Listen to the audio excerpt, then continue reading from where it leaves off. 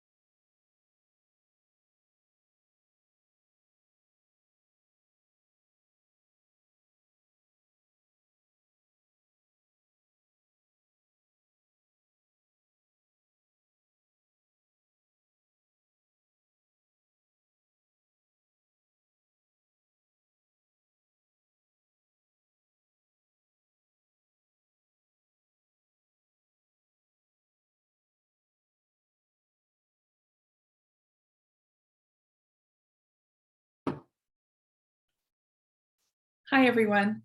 Welcome to Dharma, Women in Finance, the True Cost of Financial Silence. My name is Nirupama Raghavan, and I'm on the board of Dharma into Action Foundation. And I'm really pleased to see you all here today. I think we have a wonderful event with several very, very fantastic and accomplished speakers. And I hope you really get something out of today. Just to tell you a little bit about Dharma into Action Foundation, we were formed to bring together the 4 religious and cultural traditions that came from India: Hinduism, Buddhism, Jainism, and Sikhism, and to show the relevance of our traditions in America for the broader community. One of our areas of focus is women of Dharma traditions. Through our series of webinars, we've been highlighting the contributions of women from Dharmic traditions across a variety of fields. And today you'll see just a few of the accomplished women that we've had on board.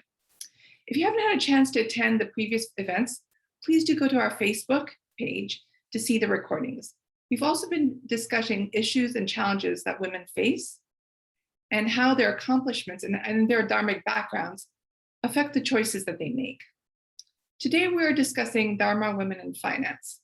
I think we've all heard about the wealth gap that women experience, whether it's wages and the pay gap or overall financial well-being. Investing in particular is known to be a source of long-term wealth, but often women are not as active in that space as they could be. We'll explore how our traditions and upbringing help us address this type of gap in wealth and pay, and some of the ways in which it exacerbates it. Please do put your questions in the Q&A and any comments in the chat as we go through this event, and we'll do our best to hit on each of your questions. And several of our panelists will also respond as we go along in the chat and the Q&A. So we have a number of accomplished speakers with us today. And I think we're going to start with our panelists. So I'd like our panelists to please unmute and turn on your video so that we can see you. I'll let each of the panelists introduce themselves, but just to give you a sense of who we've got with us. We've got, you've got someone who's been in auditing of the big government institutions. We have someone who has dedicated her life to developing the next generation as part of student affairs. And we have someone in the healthcare industry who's been dealing with a lot of the challenges that we faced in COVID over the past year. And we have someone in manufacturing who's been running a business and trying to accomplish that in the challenges of COVID. I'll ask each one of them to introduce themselves. And you know, the key thing that we want to talk about in this panel is going to be the cost of financial silence. And I'll explain a little bit before we have our panelists go what that means. Oftentimes, women are very, very active in their families, running their careers, educating their children, bringing up their children, taking care of their families overall. But they may not be as active in financial decisions. Or in some cases, they may be active on the budgeting side of financial decisions, but not necessarily in the investment side. And what we're looking at here is trying to understand and learn from the women who are on our panel how they have educated themselves, how they were brought up to think about finances and money in general, and how that's impacted the choices they've made. We'll ask each of them to introduce themselves very briefly, and we'll also ask each of them on the scale of active to silent, where they see themselves in terms of their financial voice and why they see themselves that way. And from there, we'll go into some very specific questions and ask them to share details of their lives and career with us. I'll go first. My name is Nirupama Raghavan, and I have been in retail and consulting for retail for the past 25 years. I've been very active in the Dharmic community, including being on the board of directors of the Hindu Temple of Northwest Arkansas. And I was very fortunate to be part of that as we were constructing the temple structure itself. Since then, I've moved back to the DC area where I grew up to be closer to my family. And I work in strategy consulting now.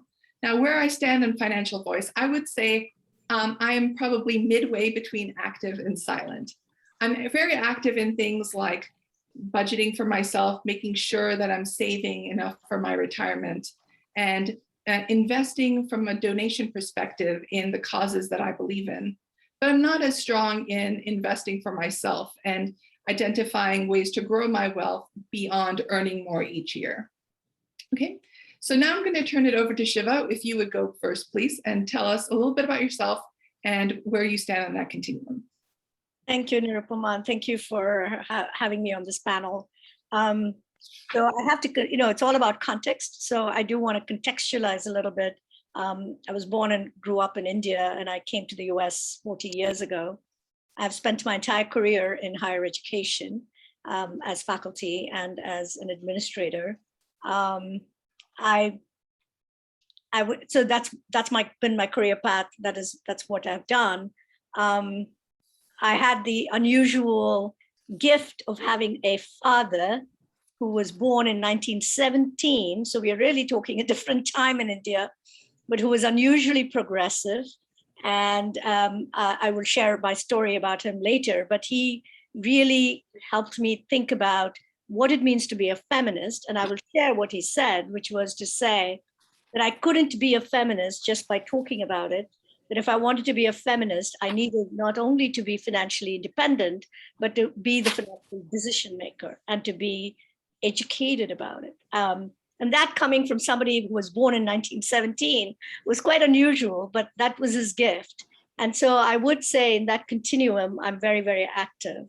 And I've always, so although I'm a humanities person, my background is literature and African-American history and feminist theory and queer theory and racial work. That's what my work has been, but I have educated myself a great deal about what it means to be an active investor. Thank you.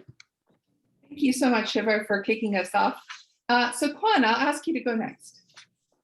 Yeah, my name is Kwan Tai, and I first want to thank your Dharma Interaction for reaching out to me for this event.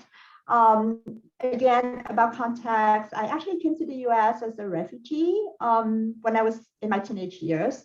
And that really shaped the way I looked at money and being able to impact society in general, because we were so lucky that when we came, the community around us, it's almost like a village that reached out to us and helped us in education and navigating the social communities. There was a smaller population of refugees at that point, and I think that the US was a lot more open, and people were reaching out everywhere. And I think that really shaped me.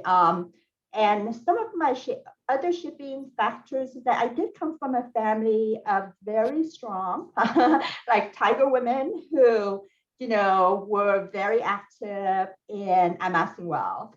And so I'm kind of like, wow, I'm a refugee, I'm really poor, but I need to get to that point, to be able to do some of the really cool things that I thought they did when I was growing up, such as building temples in Vietnam. And so that's pretty much. And so I think that in the continuum, I'm pretty active. in my financial well-being. And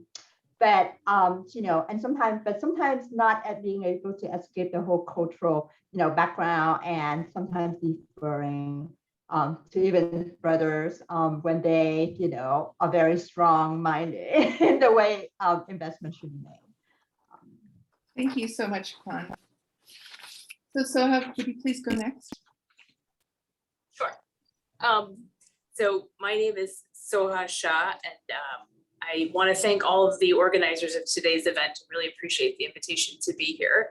So Niru mentioned earlier that there's someone on the panel in manufacturing and involved in the Jane community, and that would be me. So I have born and raised in Ohio. I've lived here except for I am a proud Michigan Wolverine. So for any sports fans, you understand the irony in the fact that I went to my arch enemy's school, still came back to Ohio. And I have a couple of really unique ways that I think I've watched finance play a role in my life, my family's life. I'm in a family business actually, so it's manufacturing, but my dad and his brother started the company. They both are immigrants to the US. They came for undergrad and stayed, got engineering degrees. Shiva, a little bit of your story really resonated when you were talking about your dad and being a feminist. My grandfather, not having more than a fifth grade education, had my dad's older sister become the first female engineer, mechanical engineering graduate from the state of Gujarat.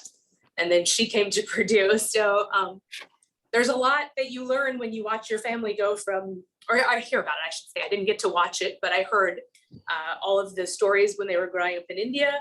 I heard how important it was to take ownership of you and to be able to be the best help in a family, in a community, in a temple. You have to understand whether you're male or female. So that was sort of a role model.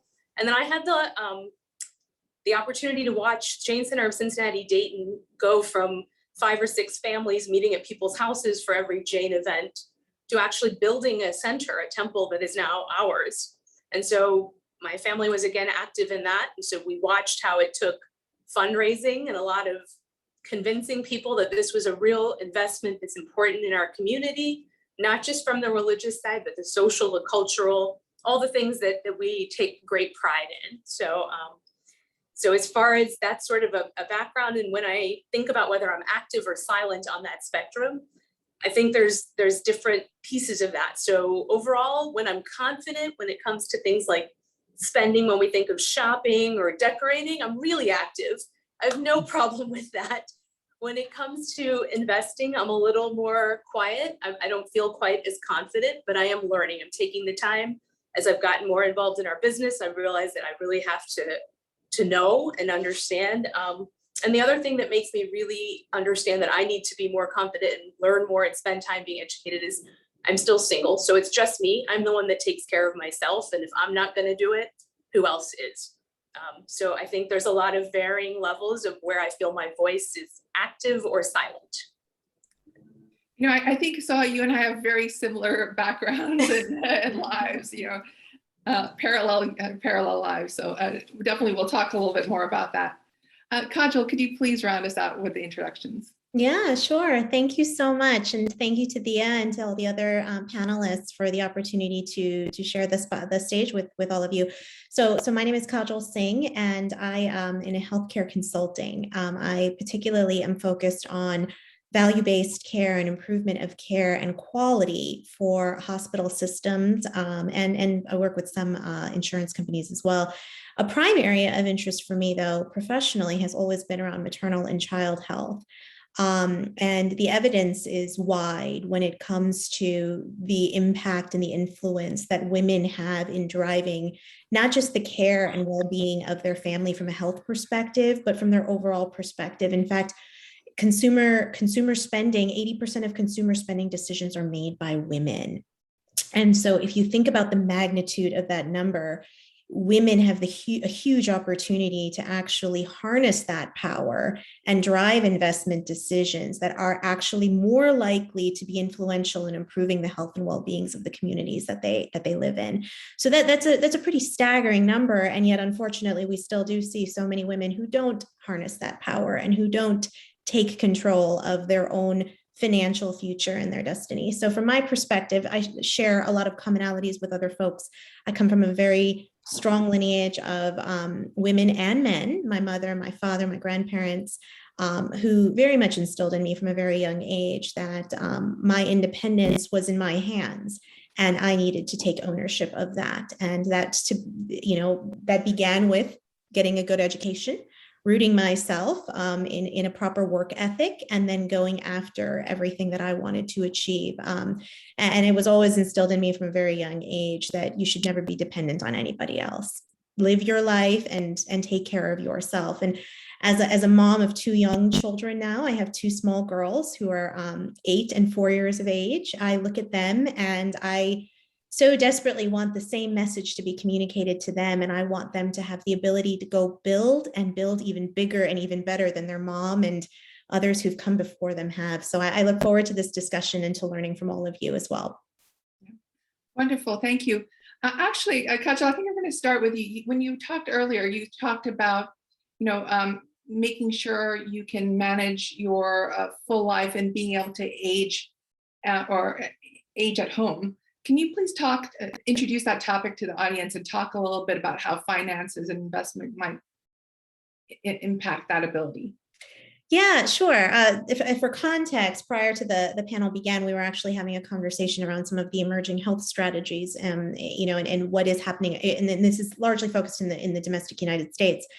And one of the topics that I study and I work with are alternative models of care delivery, particularly with regards to how are patients seeking care in non-traditional environments? And so not thinking your brick and mortar hospital and infrastructure. And the reality is, if you talk to most people do not want to be in a hospital or a health setting, a brick and mortar structure. And so there's actually a lot to learn from some of the Dharmic principles and the way that a lot of families and communities live outside of the United States, particularly if we focus on a lot of Asian communities, even a lot of Latin communities, where the family takes care of every age range in the home, right? Whether it be the youngest, which we all come to expect that's normal. You have a small child, of course, they're expected to live in your home, but even to the oldest in the family. And so there are emerging bodies of evidence, both in terms of quality of care as well as influencing the total cost of care, that suggests that if you allow a family and a person, an individual, to age at home, not only are they going to have better health outcomes, they're going to have lower costs. And particularly if we think about women, we tend to outlive men. We tend to be in a caregiver role. And when we are in our own home and aging in our own home, we will more likely also have higher health outcomes with regards to our mental health and well-being. So there's just it's all very interrelated, but those investment decisions, I do believe, begin at a much younger age. When you think about what do you want your future to look like, and having those conversations with the people around you who matter most, I think are very critical. Yeah, no, that's exactly right. That's an aspect of wealth that people don't always think about, right? They think about retirement and buying the Winnebago and driving around America, but making sure you have the ability to age the way you want to and where you want to is such a critical piece, particularly for women. One of the interesting things is, the cultural beliefs and barriers around women's role as it relates to finance. And I know I've talked to a couple of you about the role, your role within your relationships, whether it's marriage or family of origin, and how that shaped what was perceived as your role as well as the role you decided to take on. So Shiva, if you would start and talk a little bit about how you carved out your role and how, what the response of the general populace was to that role. Would love to hear more about that. Oh, patriarchy rules, right? I mean, so I have to say that. And I think patriarchy adapted, particularly in the Indian context. And what do I mean by that? I think patriarchy adapted to the extent that it said, oh yeah, we want working women. So they gave us, they were fine with suddenly women working and going out to bring in extra money. But the decision-making was still not part of our domain, right? And I think we women have also sort of bought into that script. by saying we will run the household and we will manage all of that. But in terms of where we put our money to work, that's not a decision that we necessarily enter. So I saw this play out, right? Like my dad was very open to my mom being part of the conversations. But as I've said this story to a few people, my mother was completely disinterested, right? Like she was like, and so she had this, my father would keep asking her for budgets, right? Like to have a report at the end of each month where she spent the money. And this was 1960s, 70s India you're talking about, you're not talking about now. My mom had this category, which I find still very funny. She would account for everything, like for vegetables and milk and all of this stuff. And then she had this big category, 50% of the budget, which she called GOK money, which meant God only knows. So this GOK money was the big pot. And then one day my father, they would have these heated discussions, right? And then one day my mother finally had this comeback where she said, what can you do with money? What could I have done with it? You can't eat money. You can't drink it. You can't smoke it. I have not spent it on any other family. I don't have any other husband to spend it on. So all I did was to spend. All you can do with money is spend it. So why are you after me about this? So I think that's sort of that. And she was a highly, feisty woman, and she was a very independent woman for her generation. And she was sort of free to do a lot of things. But I think for me, that speaks to that sort of both self-imposed barriers. I think we need to not only think about the barriers and self-restrictions that the culture puts on us, but I think women tend to impose a lot of our own barriers on ourselves about where we think we have expertise or where we think we should not have step in, or where we think we have authority or not. So I think, given my father's stance towards educating me about, so he put me on a budget when I was just 13 years old. So from the age of 13, he gave me a certain amount of money from which I had to pay for my school fees and my uniform and books. And he really taught me, right? Like, so for me, that was very important. And I do want to say something, Kajal, about the health stuff, right? That for immigrants like me, we do not have family. I'm single and I'm also LGBT identified. So I do not have the family structures, right, to take for granted or to support me. So for me, as I'm aging in this country, I've had to think about the practical ways in which how not only to manage the money, but who's going to make decisions for me, because I do not have family, and I do not have family of origin in this country, nor biological family, none whatsoever. So I think it is those things about finance and how we are going to manage, especially as immigrants, if you do not have those sort of automatic cultural support systems that we are all used to. I think that's something that I would love to explore more, and I think we need to be talking about more. That's a really good point. And, particularly, if you don't have kids, et cetera, a lot of people rely on, or for thousands of years, we've been able to rely on the changing generations to ensure that the older people are taken care of. Yeah. And the model is completely changing now, whether by choice or not. The model is completely changing, and we need to adapt for it.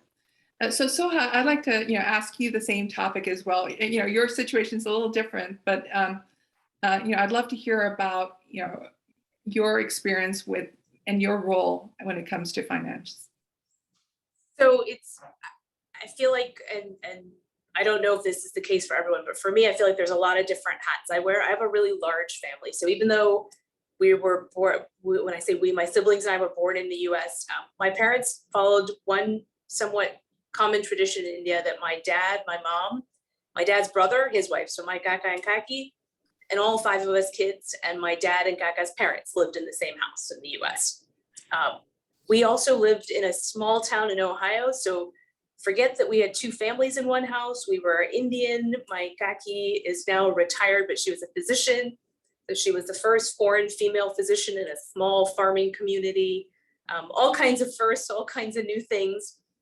But we were really accepted. Dad and kaka started this business. So I say that to preface that I think I wear a lot of different hats. I'm the oldest of 5 children. So the parents took a lot of time to say, you need to learn these things.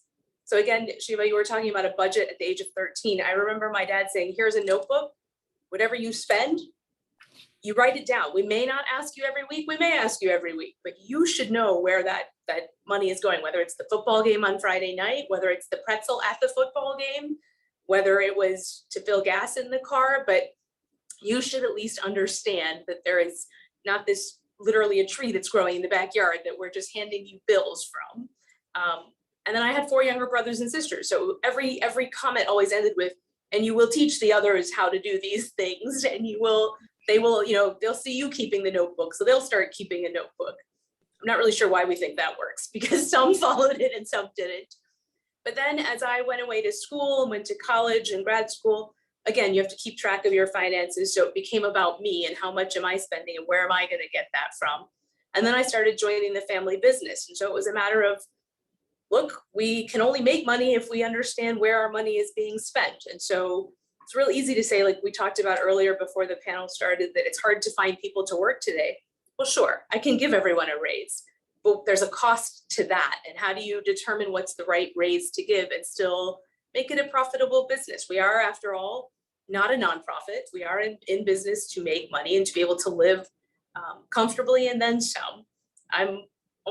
We talked about the temple. So a lot of our fundraising in the family and in the community was, well, we need to get, the roof at the temple is old. It's been 25 years. And then there are the people in the community, well, we don't need to replace it yet. Like, when do we replace it? When the roof is caved in, or do we proactively, like sometimes it's hard to make that. You have to spend money to understand that it'll save something. And so I think I wear a lot of hats. And so I was fortunate to understand, I need to spend the time educating. But the thing for me is I don't have a significant other, so that's a peer, but I had all those dads and uncles that would be like, well, Becca, it's okay. We'll take care of it this time. You learn it later. And I finally was like, I need a seat at this table. And it took a lot. So I don't know if you saw or read the bio, I was president of our Jane Center, which 20 years ago was a big accomplishment at early 20s for a female, a youngster to be that, because ultimately they all kept trying to go to the uncles again to make that decision. I'm like, women, Kajal said, like it's 80% of those decisions are made by women. Well, it's time for us to take our voice to the table and say, this seat is mine. And it's okay if we don't have all the answers. We can do the research and we can learn and hear from people who have experience. But I think women tend to say, well, somebody else will take care of it. I'll do it. And it is our decision as much as it is anyone else's decision, whether it's generational, whether it's gender, so I think it's, I've been fortunate to wear a lot of hats to be able to say, I'm going to make some informed decisions. But I think the biggest challenge I've found is that I have to fight for my seat at the table and to be able to say, I want to be a part of this decision. Yeah, that's a really good and important point. It's sometimes easy if someone else wants to take responsibility for things to let them do that. And sometimes we have to really work hard to be part of the decision. And then we have to do the difficult work of making decisions. So absolutely. Very interesting. So, I thought your comment about your dad and your uncles and the role they played is really very interesting. Kwan had another person in her life who was very influential, her grandmother. So Kwan, if you could tell us, if you could unmute and tell us a little bit about your experience with your grandmother and how she influenced you, that'd be great. Yeah, sure. And I think this is unpacking the mixed messages that our culture give us was kind of like a struggle, that I think that all of us kind of face. My grandmother a lot of time would say, my mother told me I don't need to be educated beyond a 5th grade because who needs women to do anything? We don't really participate in the workforce. You need to be able to count your money. And, but that's where she comes down to a lot of her experience, right? And also part of it is because she became a widow when she was in her 20s. And so she has to manage, and navigate a lot of those. And she kind of, sometimes distribute that value. You don't need a lot of education, be enough so that you can manage your own and then be financially independent. And a lot of our family members really, take that on as the mantle, right? Because yours is not just to budget, because a lot of us ended up being My mom also became widow when she was really young. I'm a single. So, all of that kind of forced you into situations where you have a more active voice than if you have, lived in, I would imagine, like Soha has, where there's a lot of people, right? And they all have conflicting voice. And so my grandmother was a huge, influence, and sharing stories of how strong her mother was and how she managed, her ways. And Tell us a little bit about her business, Kwan. Could you tell us a little bit about your grandmother's business? Oh yes. So my grandmother was actually, she sold groceries. Just little items. It's called almost like a $1 store concept now. In Vietnam, you go to these stores and then you buy about everything. You can buy nails, but then you can also buy food. And so she ran these businesses and was able to save little by little. And she actually used that money to buy pieces of land, because she's like, I like to be able to touch things. So I'm going to buy land, And so, she was, she doesn't know very much. She doesn't read, because as I said, in fifth grade, she only went to school as far as fifth grade. And so she would actually cut out shape of leaves to kind of approximate her landholding. And she will actually, tell stories that way. And she shared a lot of those stories with us. And so that was, kind of pretty influential. And for us growing up and thinking, about grandparents being women can do what they are able to do, then, myself having an education should be able to, try and rise as well, taking all of that background and cultural influence. Yeah, I think it's so important that you don't need to have necessarily the formal education in order to have a mindset about, bringing yourself up, growing, and finding ways to invest in yourself and create wealth for yourself and your family. So I think that's really key. So we're going to take a pause now. Some really good insights so far from our panelists about, the roles people had to carve out for themselves in decision making, and some of the challenges they had to make, the types of influences that they had, and some of the key considerations that we have to think about as women when it comes to wealth and finances, whether it's the things we want to enjoy out of life or our long-term well-being. So we're going to pivot a little bit because we have another speaker now. And so I'm going to turn it over to Teja to introduce our speaker, who's really made a career out of teaching others to invest in themselves. So Teja, please go ahead. Thank you so much. And that was just so interesting to listen to the panel discuss their backgrounds and their current work that they're doing.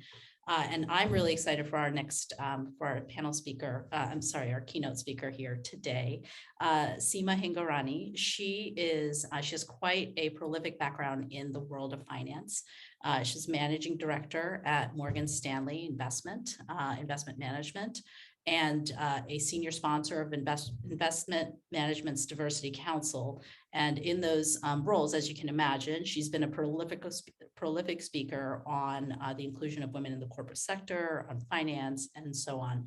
But the reason that we really asked her to be here today is because she's also the founder and chair of an organization called Girls Who Invest.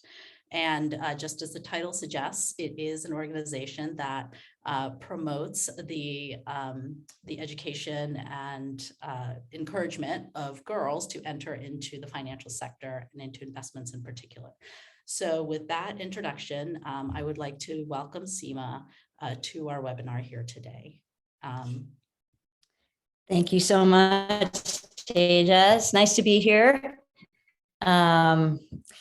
I wish, we could all see each other in person, but hopefully one day soon we'll be able to do that again. Well, but it's really wonderful to be here with all of you, and I'm looking forward to the discussion. Yes, and so Seema, I gave you a very, I don't think I did it justice, your background and your career and so forth in the limited amount of time I had for the introduction. What I want to do is really kind of jump into the heart of the work that you do with Girls Who Invest, and then later on become Women Who Invest. And so if you could give us, just before we do that, is there anything in particular in your career and your background, your education, that you would like to highlight for our audience as really having been the main motivator, the catalyst for you to start this effort? Yeah, so I was born and raised in the U.S. My older brother and older sister, all three of us, were born and raised in the U.S. And my parents came here over 50 years ago from India with $8 in their pocket. And so they had an arranged marriage. It was sort of the true immigrant story coming to the U.S. And they were both entrepreneurs in the U.S. My dad was a civil engineer.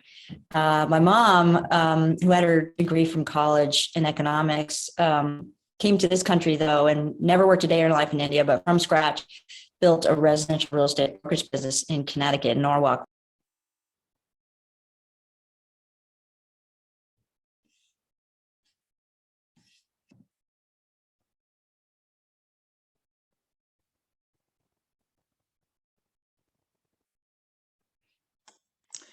We seem to have dropped Seema from the call, Teja. Oh dear. Okay, I was wondering what happened there. Shall we give her a minute to come on? Can you hear me okay? Yes, we dropped you for just a moment there. The connection is a little bad. All right, sorry about that. So yeah, I just wanted to give you that little background. My older brother and older sister are both the doctors in the family. I thought I wanted to be a corporate lawyer, and as we know, in the Indian community, you're either a doctor, a lawyer, or an engineer. And so I was like, okay, I made the list, and all throughout college, that's still what I was wanting to do. But it was my first job out of college that I worked on Wall Street, and I thought if I wanted to be a corporate lawyer, maybe I ought to get a job on Wall Street. And that was where I fell in love with the markets. And I thought, oh my God, I don't want to be a lawyer. I want to be an investor. I don't want to go to law school. I want to go to business school. And it changed my life forever. And the MBA was just so not on the list back then as to something that was considered a professional degree. I mean, clearly that's changed a lot now, but not so much then. But of course, my parents just wanted me to be happy, which they're the best. And so I set out my career to be an investor. And I started at a couple big mutual fund companies. So T. Rowe Price, in Baltimore. I was a media tech investor most of my career. I'm investing in the stock market at that time on behalf of teachers and, moms and dads and grandmothers and grandfathers for their retirement. And I joined a couple of big hedge funds. I ran my own hedge fund and managed that for quite a while. And then I became global head of research at Fidelity's institutional business in Boston. And I just got to the point in my life and career where I wanted to give back and do public service. And that's what led me from the private sector to the public sector. And I think back to my family and I think about how, my father built his own civil engineering design business. And yet in his time, which he had none of really outside of that, he was our local councilman in Norwalk, Connecticut, where I grew up. He just wanted to give back to the country that gave him so much. And so that's kind of how I was raised as a young girl. I had that sense of public service. I felt like I lost it along the way through my career and I wanted to get it back. And so I really was inspired by my family to go do this. And it was there that now I'm the chief investment officer of the New York City Pension Fund, managing $160 billion on behalf of teachers and firefighters and police officers for the retirement security. And I really wanted to do that. I mean, it was a huge privilege and honor to do that. It was a massive responsibility. But I really thought I'd spend 2 years, feel good about that. And I go back to my life in the private sector.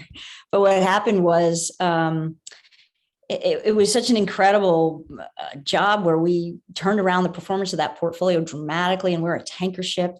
And every dollar of return that we're not generating in the portfolio, the New York City taxpayer is making up the difference. And that's just not a sustainable thing.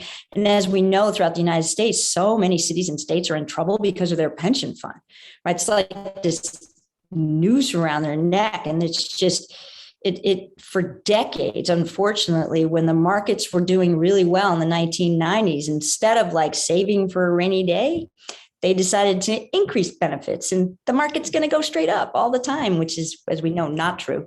And so there was a lot of digging out and then, reallocating money and introducing new asset classes, diversify the portfolio a lot more.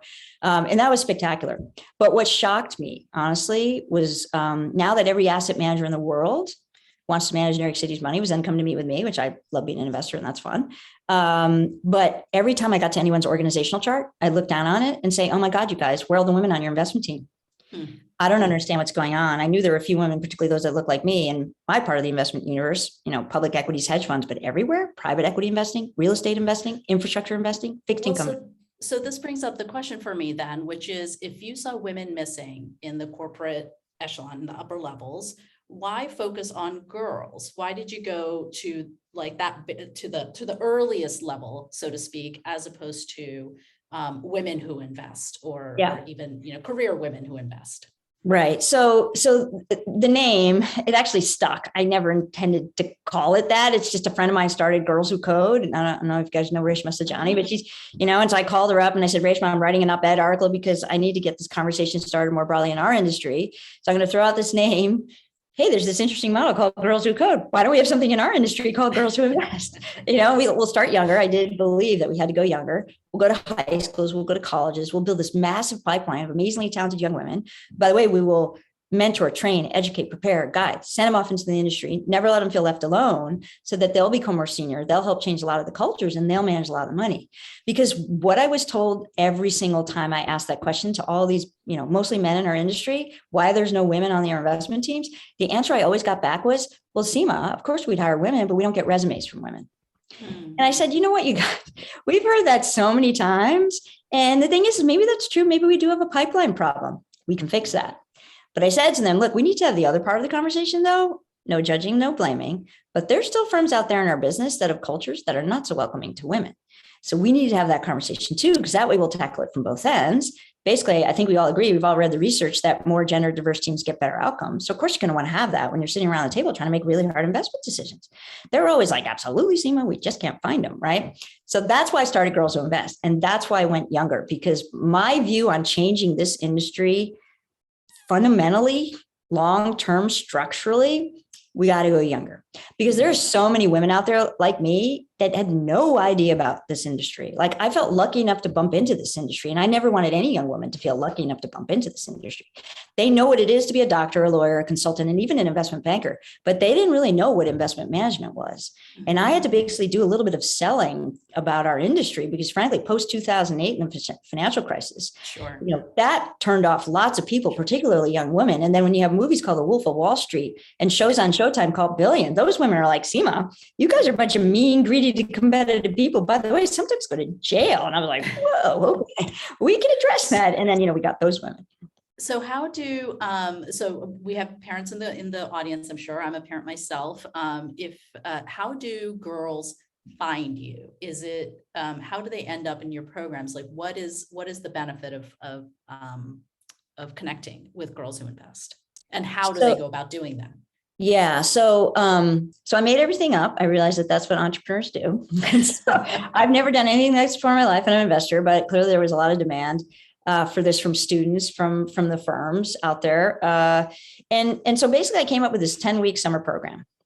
I thought, all right, we're going to take women who are college sophomores. I wanted to go younger, right? I didn't, every firm I talked to said, no, wait a minute. Seema, if we have to hire these women, which we don't really want to do, right? They didn't really want to do it. They didn't have college internship programs. I was like, no, you're going to now, and I will help you. But I'm not going to let you hire them when they're juniors, because here's what's going to happen. I'm going to send an English major to you.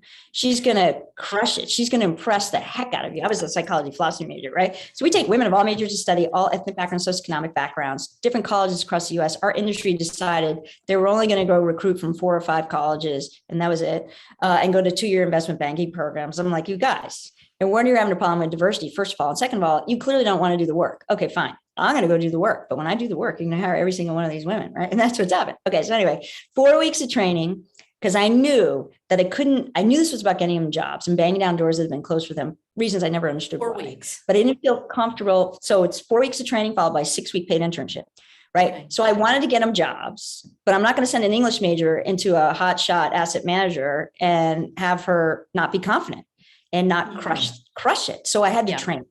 right? Because again, we're taking English majors and they know nothing about financial statements. They know nothing about accounting. They know nothing about any of it, but I didn't care. They're 18, 19 years old. They're smart. They'll figure it out. I can teach them this stuff, right? So that's what we did. We bring them into the classroom. They're taught by some of the best business school professors in the world. I got my MBA at Wharton. I went down there with my idea and a piece of paper 6 years ago. And I was like, you guys want to partner with us? And they're like, great. So room, board, tuition also while they're on Penn's campus in Philadelphia, now University of Notre Dame and UCLA.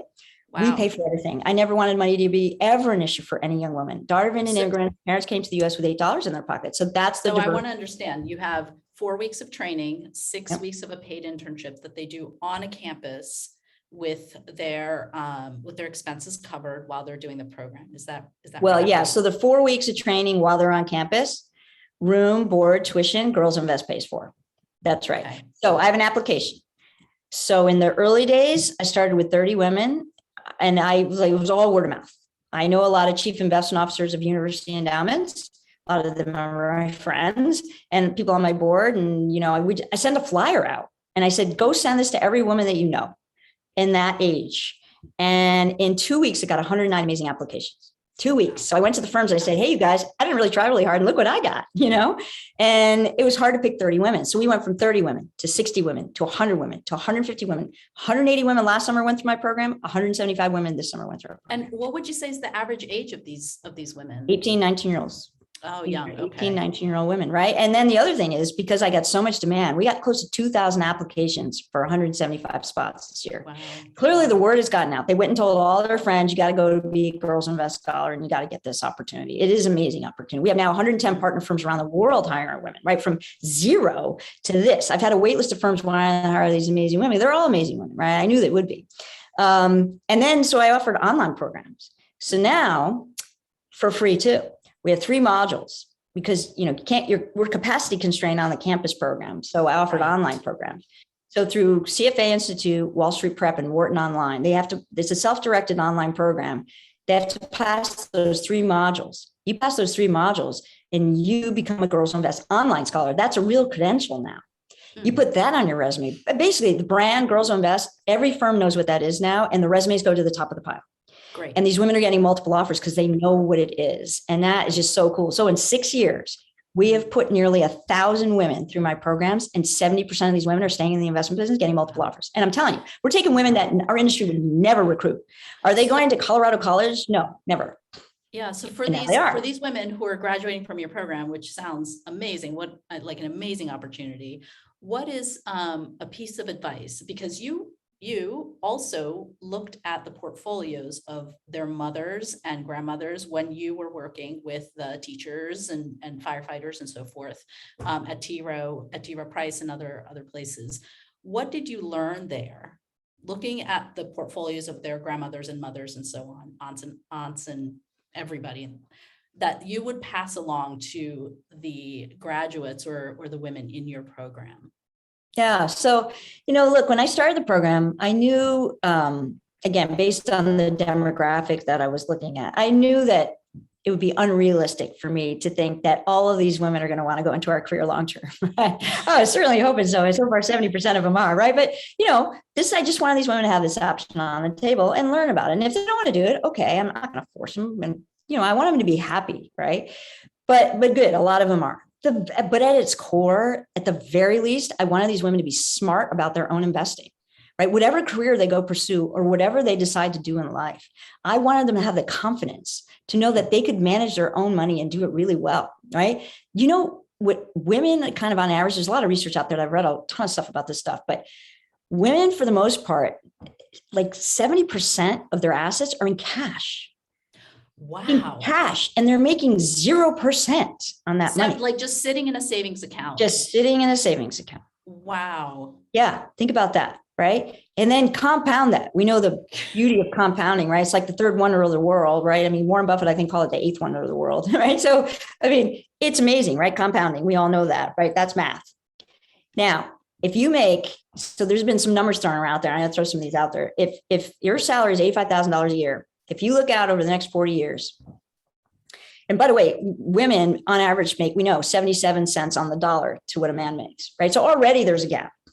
So you're starting with a gap, and now you're not investing. So there's a bigger gap, right? When you're thinking about retiring as a woman compared with a man, right? Now, if we close the gap on salary and you project out over 40 years, there's about $1 million incremental that you will generate as a woman over that, just by increasing the salary to what a man's is over 40 years. Okay, Now, strictly income. Okay. Strictly income. Now, if you took 20% of that salary, 85,000, not even making up the difference to a man's salary, just take 20% of your salary every year and invest it in the market, in the stock market. That number would be close to $2.5 million. And that's just sitting in a savings account somewhere. Right now, it's sitting getting zero. Yeah.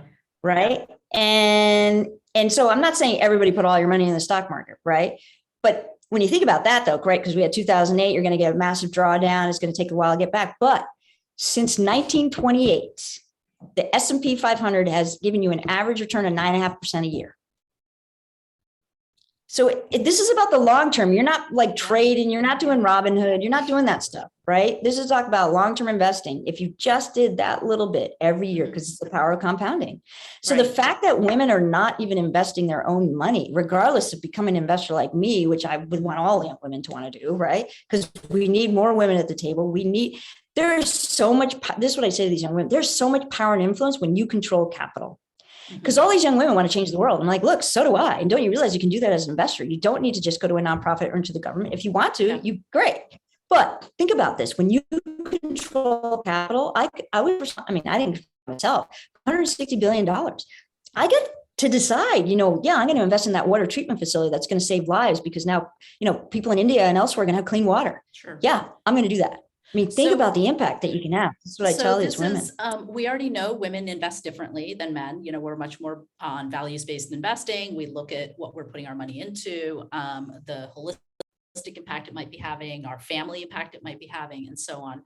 And there's typically, we know some of the some of the reasons why women don't invest, right? The tradition, education, so on. But let's say, for our Gen Z, our millennial who is 30, who has grown up in a different environment for the most part, that is more encouraging. What are some of the barriers that is keeping them from investing?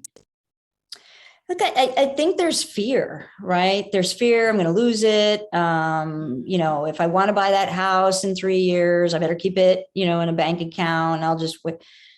There are responsible ways to invest your money, right? It isn't day trading. And I think, unfortunately, there are certain apps out there that are more about gamifying, investing. And that's not what this is. And you can get a chart. Look, I've got nephews. My sister has 3 beautiful boys. I have 3 beautiful nephews.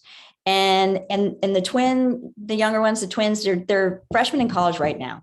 I've been teaching them about investing since they were young, and also the eldest one, right? And we set up an account for them. I was teaching them how to do this.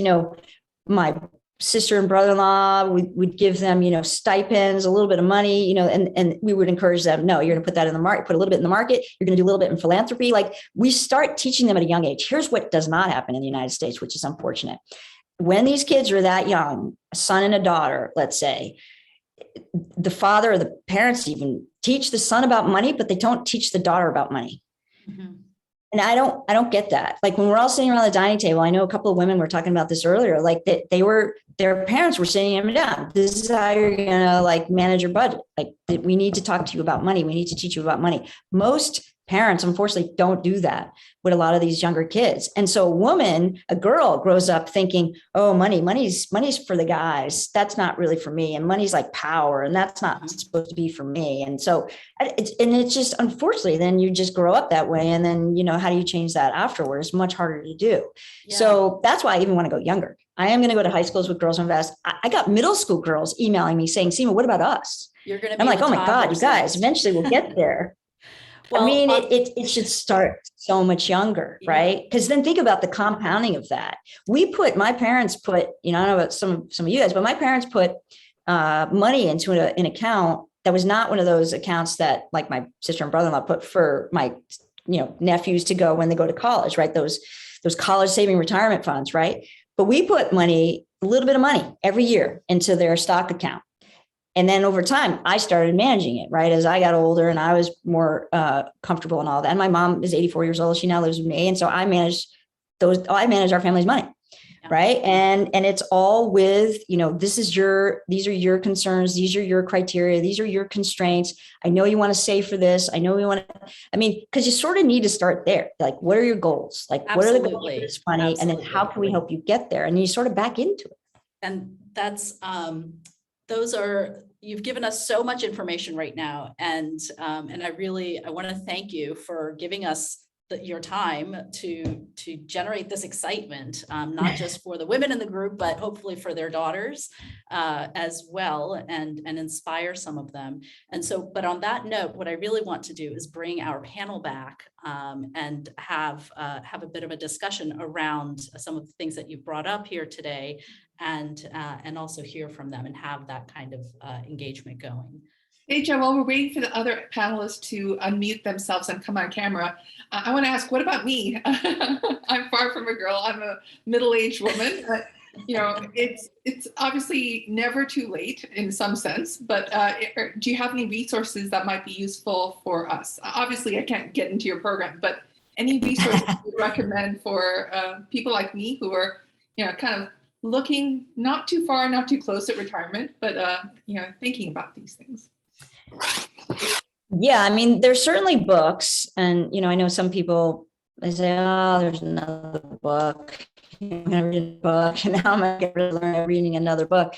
But look, there's certainly books out there. One Up on Wall Street, Peter Lynch. These are some legends in the industry that write about this. Another legend, Seth Klarman, runs a big hedge fund called Baupost Group, very successful investor for 30 plus years. He wrote a book called The Margin of Safety. And that really teaches you, that's value investing. It teaches you, okay, you want to invest where you don't have a lot of downside risk, but then there's a potential for, really good upside. And that's a nice risk reward, right? You're always thinking about risk reward. And so that's another good book. But otherwise, one of the best, I remember this early on when I was interviewing, and someone asked me, like, what was one of the best investments you ever made? And I didn't grow up learning how to pick stocks. Like my dad and mom, they weren't doing that. They were trying to like survive and help us like have our lives, and as parents would, right? They worked so hard, but they didn't know a lot about investing at that point. And so, but I remember reading the New York Times and the business day section. To me, when I talk to young women or any women, read that. That was one of the best, that 50 cents. And I said, that 50 cents that used to be for the New York Times, that is one of the best investments I made, because reading the business day section, you learn about businesses, you learn about industries, you learn about sectors, you learn about what makes a good CEO, what makes a bad CEO, what makes a good business, what makes a bad business. How does business get better in certain cases, and why does business get worse, right? They just like basic fundamentals about that. And I would tell these young women, if you get excited about that, then you're on your way. Right. The other piece is they're like, oh, but what about the Wall Street Journal? Shouldn't I be reading that? I'm like, no. The only thing that I think you would want to read in the Wall Street Journal, again, is the marketplace section. Again, that's all about industries and CEOs and CFOs and what are they up against? And then learn about countries and, different, what's going on in India or in China. And like, it's a big picture type thinking. But again, if you get excited about that, then go for this. Right. And so, again, the jargon, the other stuff, people, I tend to think in our industry, try to make it sound mysterious and like it's so hard. And that's why you have to pay me a fee, because you don't really know what you're doing. No, I don't believe in any of that. My older brother is one of the nation's leading pancreatic cancer scientists today. My father, unfortunately, died of pancreatic cancer 22 years ago. He's the smartest person I know. And he has always told me, and he can explain the most complex science to me and my mother and my sister in a way that I can understand. And my brother always used to say to me, if you can't do that, then you don't understand your own material. And I've taken that with me as I've gone older in the business, I don't know why they make it so complicated. It's not that complicated. I'm taking 18, 19-year-old women, by the way. I'm only putting in 4 weeks of training. And my industry's hired all of these women, right? I mean, can you imagine? That's really what I did. Yeah. 4 weeks is all I've been doing. Yeah, I wanted to give the other panelists an opportunity to either react to what you or one of the other panelists has said, or ask any specific questions that they may have.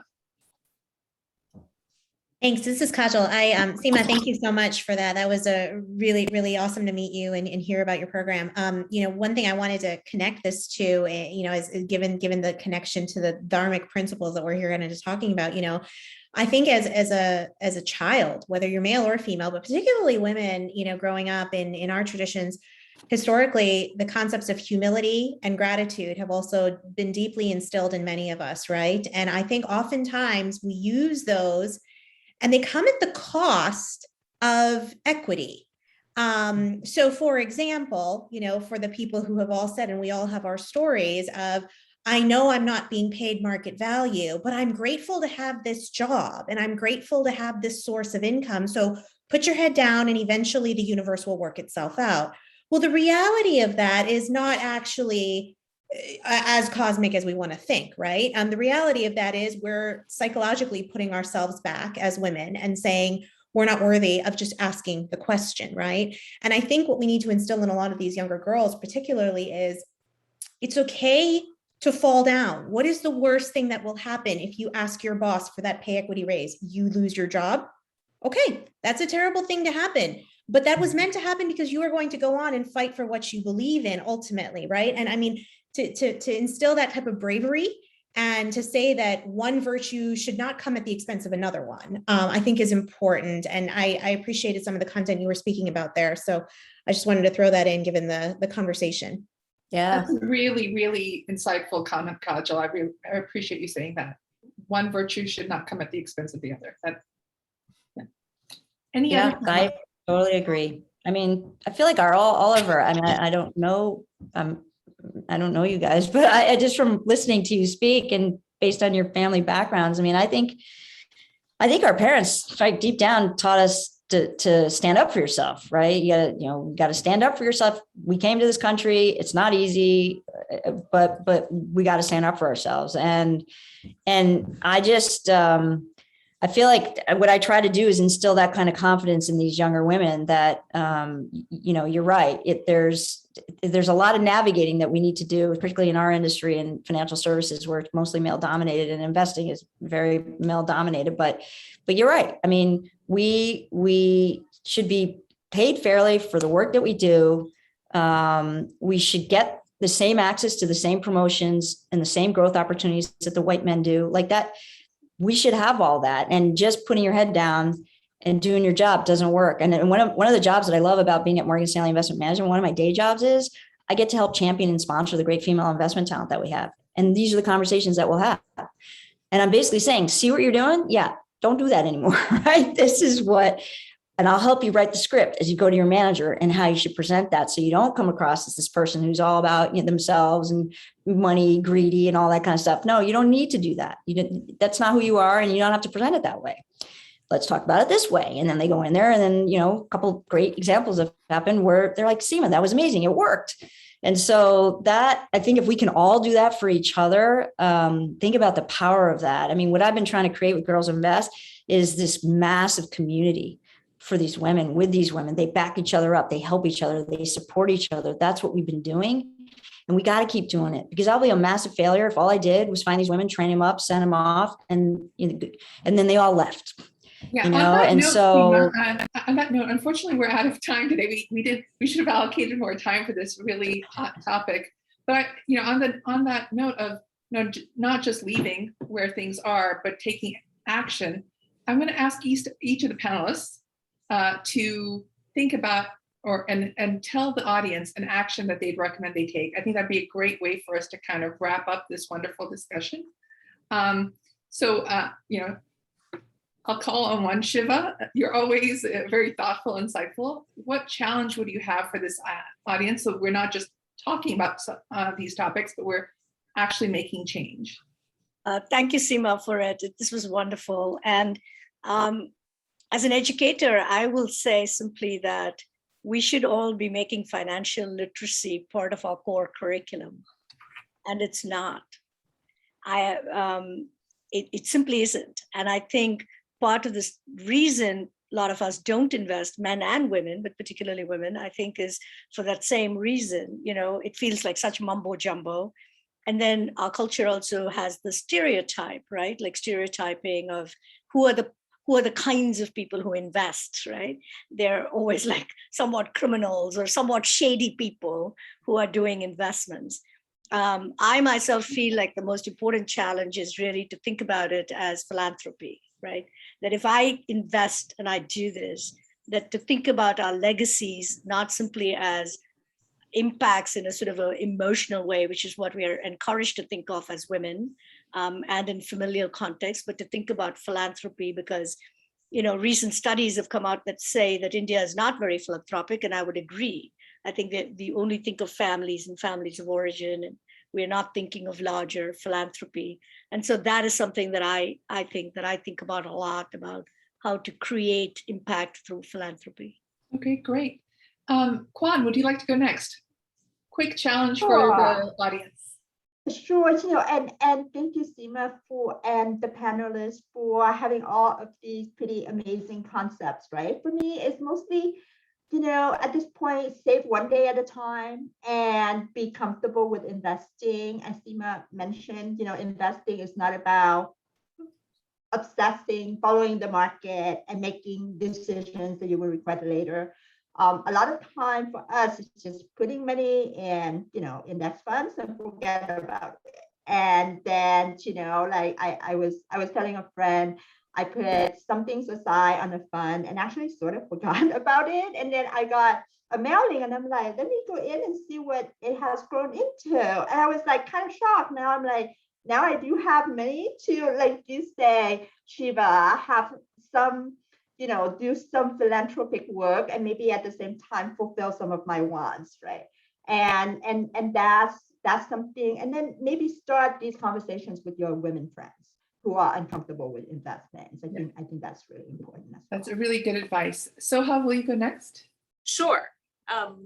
So I was just thinking about this challenge and an idea, and Seema, I don't know if this is something that's possible. I want to thank you for your time, but we talk about, like, I know I'm a part of several book clubs. Can we make like a book club for investing for women that maybe would be something that you could help create? That would, my challenge was sort of going to be, I'm hoping to find a way to, whether it's a panel like this, something at the Jane Center locally, and get, I don't care what age, women and girls involved, and just say, Seema rattled off a few books, and whether we take one and sort of work through it. But I think that's my, like, I want to take an action item. I can say, go read the New York Times, but who knows if they really will. But if I say we're going to spend a Sunday 1 hour doing that. So I guess my challenge would be for all of you that are part of any community, whether it's young women, older women, 2 women or 5 or whatever number is manageable, but start the discussion. I think if we don't start the discussion, it's hard to encourage people to come to the table. We've heard it multiple times today that women need to show up to the table. We need to ask for what we want, and all of that is great. But the challenge is letting other women know that we'll help you. We will help one another, and remind you that it's okay to ask, and it's okay not to get the answer you want. Kajal said it earlier, but like, just somehow, I guess I've always been told, like, it's great to have these challenges, but make it something tangible. And I think I can go back and tell the Jane Center of Cincinnati and Dayton and say, look, this Saturday I'm devoting to women only. You get to sign up for this. We'll have a Zoom meeting and we'll pick one of these resources and try to start. And I have a feeling we'll be at different levels, but my challenge is, I would ask all of us on this call today to go to your communities, whatever world you want to pull from, and start a discussion. And I'm going to speak on Seema's behalf, even though I've never met you. I imagine you'll help us and point us in the right direction and guide us to get this started. And if not, I think any of us on this whole group will help one another. But that's my challenge is, it can be daunting, but if we break it up into small pieces, I think we can all be successful at whatever level that is. Thank you, Soha. Kajal? And I would be happy to help. So. Oh, great. Excellent. Great. I kind of took a The chance. network is already started. You're right. Hey, what's the worst thing that can happen, right? So, I love it. I love it. Well, I know we're coming up at time, so a lot of the advice that has been given has been just so brilliant. But I will say, for many of us who are on this panel, for many who are in the audience, we're here because we already have taken that first step, because we are interested, we care. Extend a hand, extend grace, extend learning. Women in general are relationship driven. We trust what we know. We trust people. We trust in things that we can see. And if we can see other women being brave and talking about their salary, talking about their investment goals, talking about money without feeling like it's an inferior topic for us to be talking about, slowly the culture will change. And for those of us who are parents, instill that in both your sons and your daughters, that everybody talks about money and everybody should be proud of talking about money and be proud of making it a goal that you want to be a financially savvy individual, along with academically, athletically, whatever other goals you have. So that would be my closing mark there. Seema, any final thoughts? So I would just, one thing that I still see too much of, and I hope that we as women across whatever sector anyone's in or whatever part of the economy anyone is participating in and working in, is to always raise your hand for that next assignment. Just put your hand up and say, I'll do that. And not do the administrative stuff, like hard assignments. Because I find it too often that I watch it happen even in my own firm where, big job, like a big project's coming up and they just think, oh, I'm so swamped with everything else. I want to make sure I do everything else right. I don't think I'm quite ready for that yet.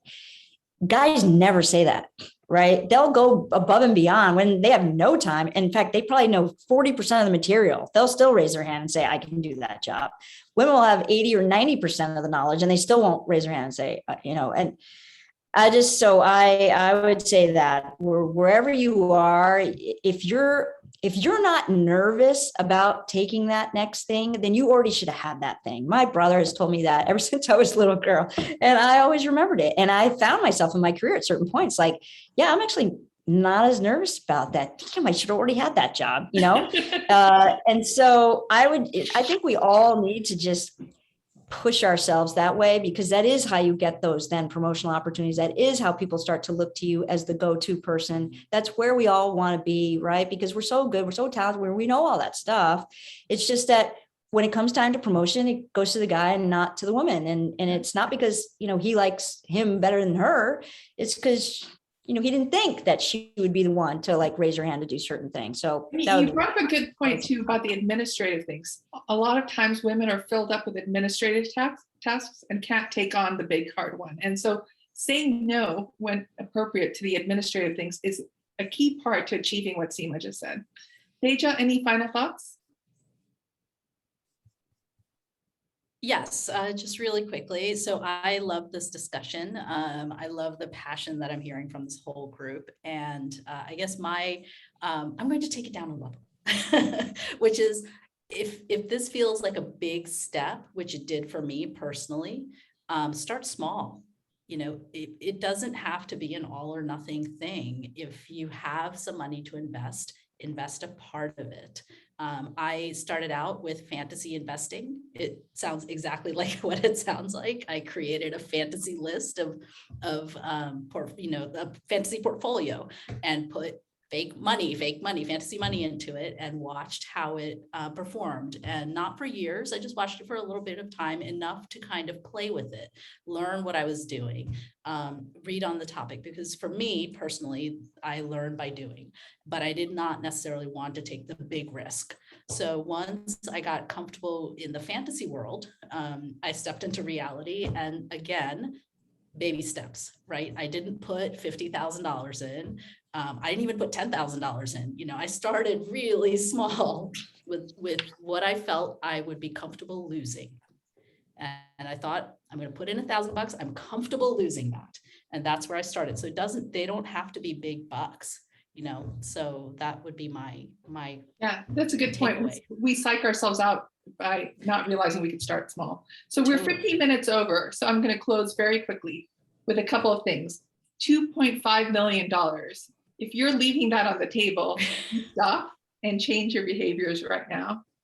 The costs, that's the tangible costs of financial silence. But some of the other ones, lack of independence, lack of ability to care for yourself in the long term, And if you're not being part of the decision-making process and how money is being invested, it could very well be invested in things that you don't like or really actively work against you. So it's really important to play a key role. And if you have to think about it as philanthropic, I'm not doing this for myself, I'm doing this for the greater good of women, please use that as your excuse to get involved. Whatever way you have to psych yourself up, please do that. Start small, start with discipline. We heard lots of people talk about the discipline learned very young. Please don't assume that your kids or your friends will magically do these things on their own. Instill discipline, hold each other accountable, start a network or a book club, and let's get it done. Thank you guys so much for participating today. Very lively discussion. Next time we'll know to plan an hour and a half instead of an hour. And I appreciate the audience for staying with us and being engaged. I love the comments that came through the chat. Please do go see the recording, share this recording once it's up on our Facebook with your friends who weren't able to attend today. And please, most of all, take action on this topic. Have a good evening. Thanks. Bye. Thank you.